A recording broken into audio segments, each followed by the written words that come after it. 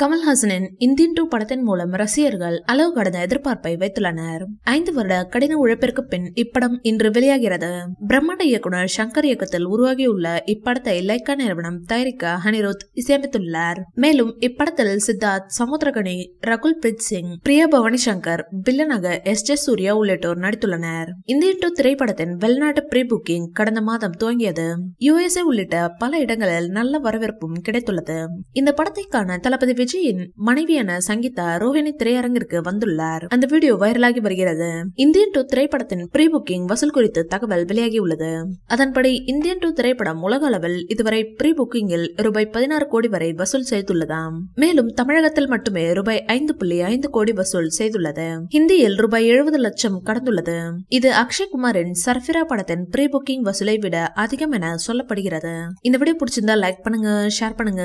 மேலும் விஜய் சார் பற்றிய தகவல்களுக்கு எங்க சேனலை சப்ஸ்கிரைப் பண்ணுங்க.